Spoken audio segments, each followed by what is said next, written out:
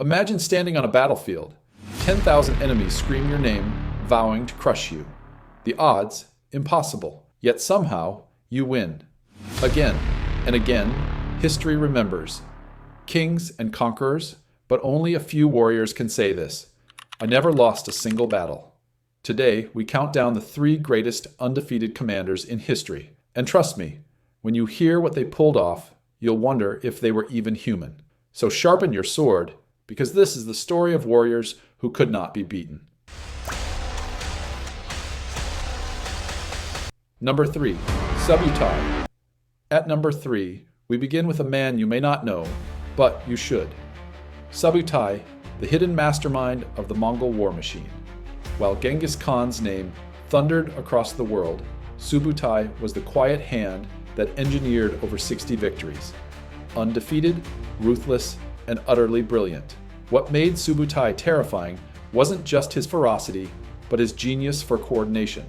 Imagine commanding armies spread across mountains, rivers, and entire countries, without maps, without radios, centuries before modern logistics. And yet, his armies moved like clockwork, striking enemies from 2 or even 3 sides at once.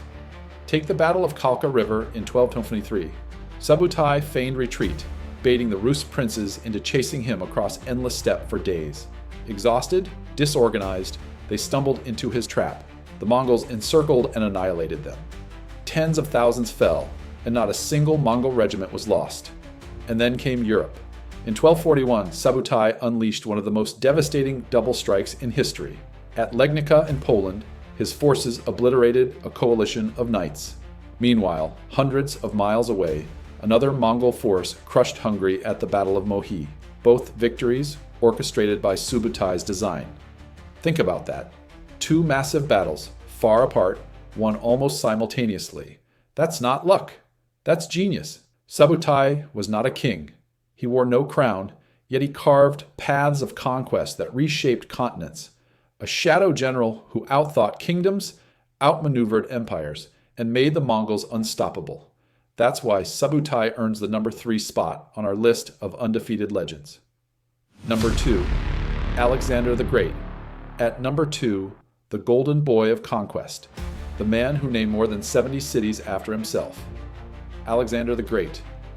Born in 356 BCE, tutored by Aristotle, he was groomed from the cradle to rule and to fight, and fight he did.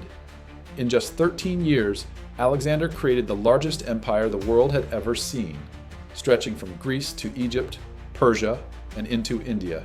And here's the incredible part. In more than 20 major battles, he was never defeated. Consider Gaugamela in 331 BCE. Facing Darius III of Persia, Alexander was outnumbered perhaps 5-1. The Persian army stretched across the horizon, war chariots, cavalry, infantry in endless ranks. But Alexander remained calm.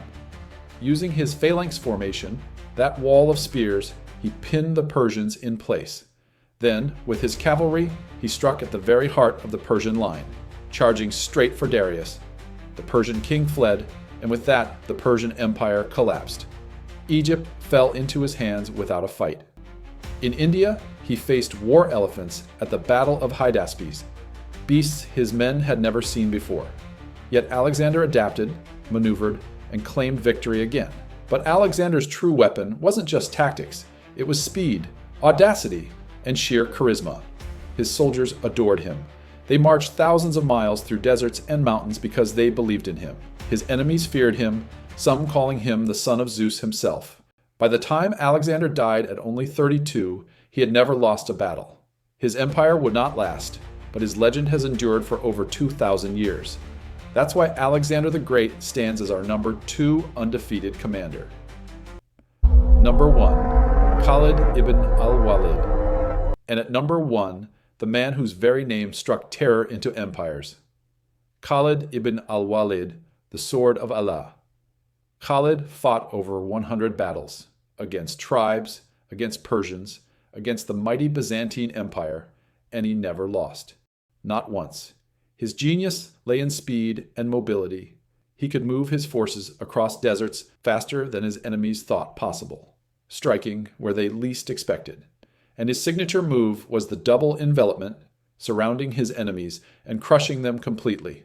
At the Battle of Walaja in 633, Khalid faced a massive Persian army many times larger than his own. Any other general would have retreated. Khalid didn't. He baited the Persians forward, then launched a devastating cavalry strike from both flanks, encircling them. The result? One of history's most brilliant encirclements, long before Hannibal made the tactic famous. Then came Yarmouk in 636, the battle that sealed the fate of the Middle East. The Byzantine Empire threw everything at him, tens of thousands of men, seasoned generals. Khalid's Muslim army was outnumbered, but under his command, they fought like lions. For 6 days, the desert storm raged. By the end, the Byzantine army was shattered, and Syria was lost to Byzantium forever. Historians would later write that it was Khalid who made Islam secure for centuries. And here's the most astonishing part. Despite his life of war, Khalid did not die in battle. He died in his bed, and on his deathbed, his words were bitter. I fought in so many battles seeking martyrdom, but here I am, dying like a camel in my bed. May the eyes of cowards never rest. Khalid ibn al-Walid, undefeated, unstoppable, and unforgettable. That is why he stands at number 1. So there you have it. Subutai, Alexander, and Khalid ibn al-Walid, 3 men who defied the odds, 3 men who never lost a battle, 3 men who rewrote the art of war. Which of these warriors impressed you the most? Was it Subutai's mind-bending strategies, Alexander's lightning conquests, or Khalid's sheer dominance? Let me know in the comments. And if you enjoyed this journey through history's greatest warriors, hit that like button, share this video, and subscribe for more stories of the legends who shaped our world. Because history isn't just about what happened. It's about the warriors who refused to be defeated.